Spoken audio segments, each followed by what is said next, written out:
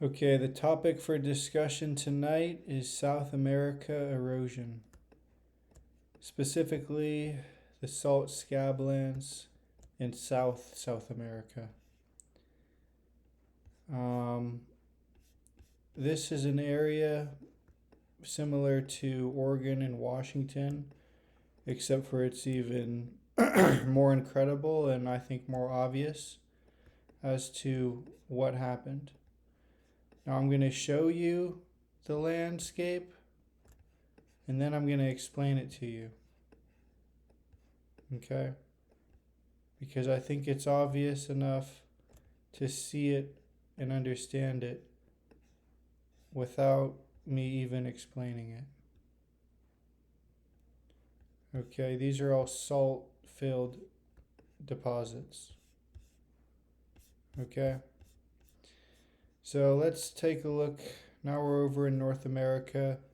This is Oregon and this is Washington. The Washington Basin here, known for the Bonneville flood coming down and washing through it.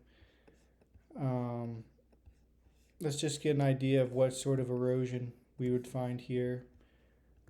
This is Potholes Coulee. It's one of the most notable erosion paths in Washington. And you can't really see that well, but these are salt lakes. And let's go to another coulee.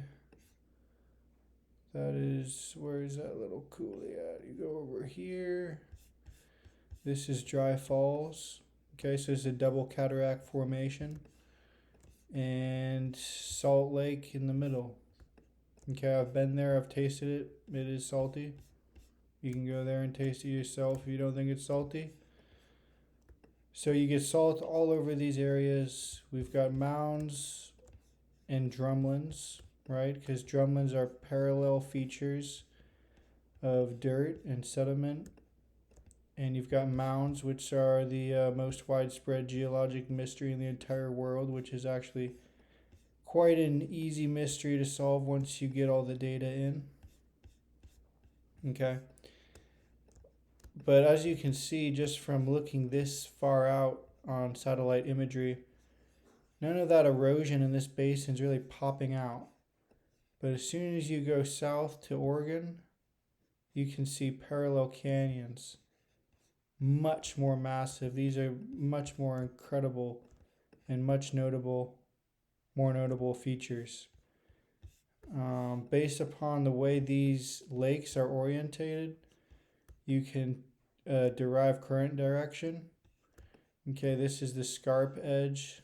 This is where water flowed over, and then it goes down this way. It's more of a tail feature here.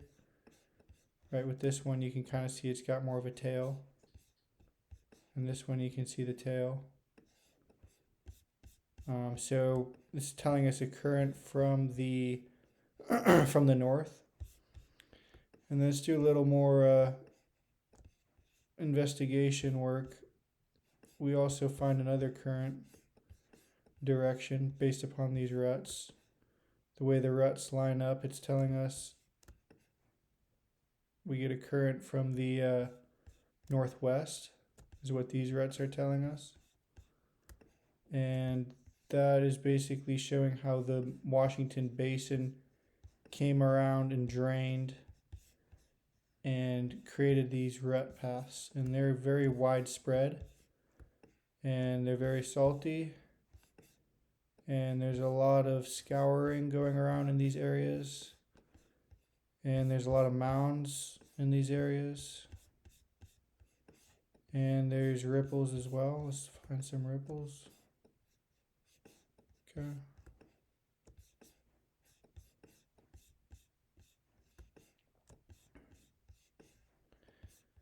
So let's go back to Argentina.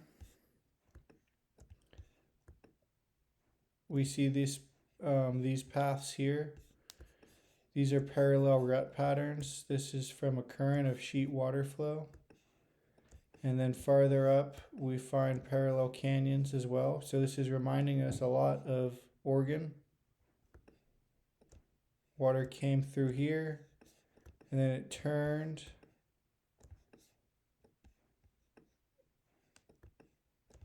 And it went this way.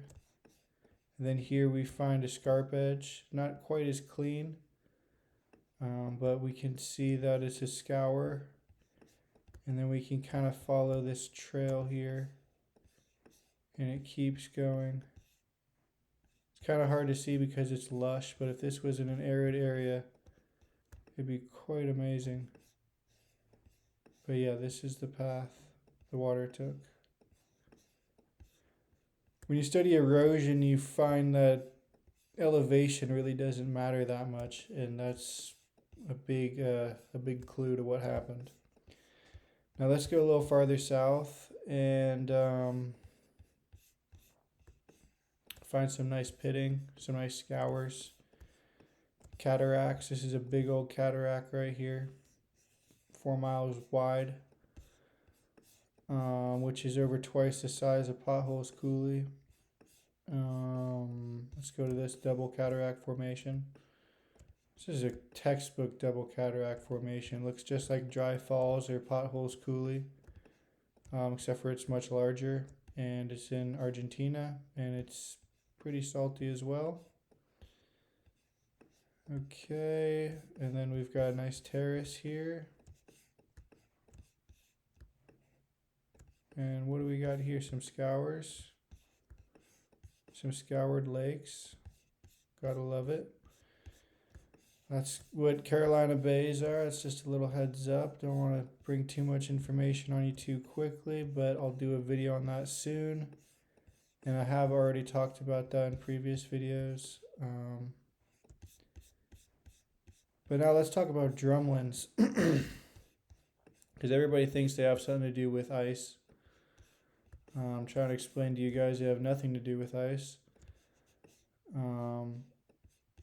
Look at these drumlins here. We've got a lake, and the way the drumlin has a face, okay? The face is the beginning of the drumlin, and then it has a tail. So these drumlins are saying that there was an uphill current direction, okay? Erosion doesn't, the big scale erosion doesn't matter. Elevation doesn't matter as much. Now a glacier could never do this. A glacier could never sweep uphill like this. Nor can a glacier ever make a drumlin. That's why you would never see a glacier make a drumlin as observational evidence. You just can't observe it. And if you want to challenge that, please show me a video of a glacier making a drumlin. I will wait. Okay, let's find some more drumlins. Okay, notice a strong correlation between drumlins and salt deposits. There's a reason for that.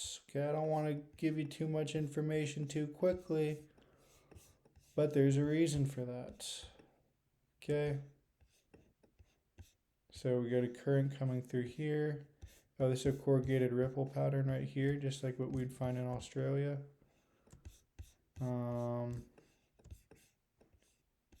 Scours. Alright, that's enough for this video.